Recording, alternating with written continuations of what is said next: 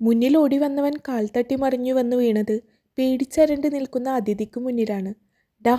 പിന്നിൽ ഓടി വന്നവൻ അവൻ്റെ മേലേക്ക് ചാടി വീണുകൊണ്ട് അവന് തലങ്ങും വിലങ്ങും അടിച്ചുകൊണ്ടിരുന്നു.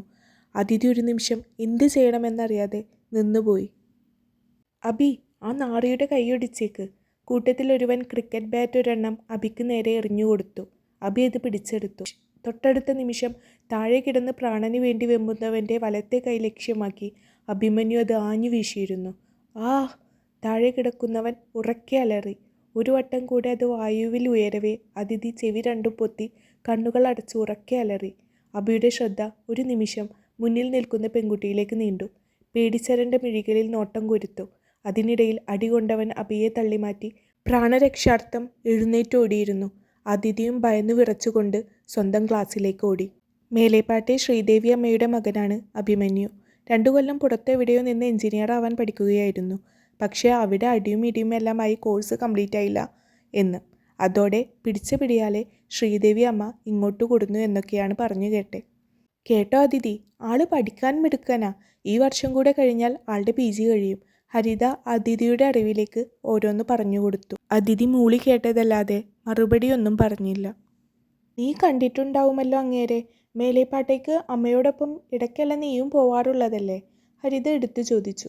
അതിഥി ആ ചോദ്യം കേട്ടതുപോലുമില്ലെന്ന് തോന്നി ഹരിതക്ക്. അവൾ എന്തൊക്കെയോ ചിന്തകളിലാണ്. ഇന്നുണ്ടായ ആ ഒരു ഷോക്കിൽ നിന്ന് അവൾ അതുവരെ കരകയറിയിട്ടില്ല എന്നതായിരുന്നു യാഥാർത്ഥ്യം. അതിൻ്റെ തുടർച്ചയായെന്നോണം അതിഥിക്ക് അന്ന് രാത്രി ശക്തമായി പനിച്ചു. അവളുടെ സ്വപ്നങ്ങളിലെല്ലാം അവൻ്റെ മുഖമായിരുന്നു, അഭിമന്യുവിൻ്റെ. എപ്പോഴൊക്കെയോ മേലേപ്പാട്ട് കണ്ടവരുടെ മുഖങ്ങളിൽ ഒന്നാണ് അബിയുടേതെങ്കിലും ഇതുവരെ കാര്യമായിട്ട് അവനെ അങ്ങ് ശ്രദ്ധിച്ചിട്ടുണ്ടായിരുന്നില്ല അതിഥി. അതിഥിക്ക് പനി കൂടുതലാണെന്ന് തോന്നിയപ്പോൾ 2 ദിവസത്തിന് ഇനി കോളേജിൽ പോവണ്ട എന്ന് ദേവയാനി അവളോട് ഇങ്ങോട്ട് പറഞ്ഞു. അതോടെ അതിഥിക്ക് അത് ലാഭമായി. ആ കോളേജിൽ പോകുന്നതിലും ഭേദം ഇവിടെ പനിച്ചു ഉറച്ച് കിടക്കുന്നതാണെന്ന് നല്ലതെന്ന് അവൾക്ക് തോന്നി. 2 ദിവസം കൊണ്ട് പനി ഭേദമായപ്പോൾ അതിഥിക്ക് പിന്നെയും സങ്കടമായി. നല്ലതൊന്നും ചോദിച്ചിട്ട് എനിക്ക് തന്നിട്ടില്ലല്ലോ, എങ്കിൽ ആ പനിയെങ്കിലും ഒരാഴ്ചത്തേക്ക് എനിക്ക് തരാമായിരുന്നില്ലേ? അവൾ ദൈവത്തിനോട് കലഹിച്ചു. പിറ്റേന്ന് കോളേജിലേക്ക് പോവേണ്ടി വന്നു അതിഥിക്ക്. സാധാരണ മുഖം താഴ്ത്തി നടക്കാറാണ് പതിവെങ്കിലും അന്ന് അവൾ പോലും അറിയാതെ അവളുടെ കണ്ണുകൾ മറ്റൊരാളെ തേടിക്കൊണ്ടിരുന്നു. ദൈവമേ, അബദ്ധത്തിൽ പോലും അയാളെ എനിക്കിനി കാണേണ്ടി വരല്ലേ? അതിഥി മനമുരുകി പ്രാർത്ഥിച്ചു. ഒരു ദീർഘനിശ്വാസത്തോടെ പ്രാർത്ഥിച്ചുകൊണ്ട് അവൾ തിരിഞ്ഞു നോക്കിയപ്പോൾ കാണുന്നത് വരാന്തയിലെ തൂണിൽ ചാരി നിന്നുകൊണ്ട് തന്നെ നോക്കുന്ന അഭിമന്യുവിനെയാണ്. ഈയിടെയായിട്ട് നിനക്ക് എന്നോട് ഒട്ടും സ്നേഹമില്ല കൃഷ്ണ. മുഖം താഴ്ത്തി ഉള്ളിൽ പിറുപിറുത്തുകൊണ്ട് ദൈവത്തോട് പിന്നെയും കലഹിച്ചു.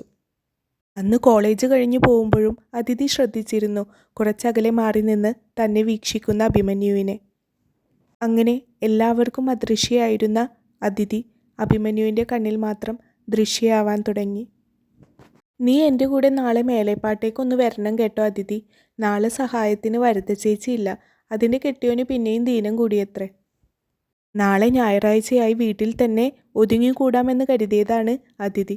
അങ്ങനെയുള്ള അതിഥിക്ക് അമ്മയുടെ ആ പറച്ചിൽ വലിയൊരു അടിയായിപ്പോയി. 4 ആൾ കൂടുന്നിടത്ത് പോകണം എന്നൊരു ചിന്തയേക്കാൾ അതിഥിയെ പേടിപ്പെടുത്തുന്ന മറ്റൊരു കാര്യമുണ്ട് ഇന്ന്.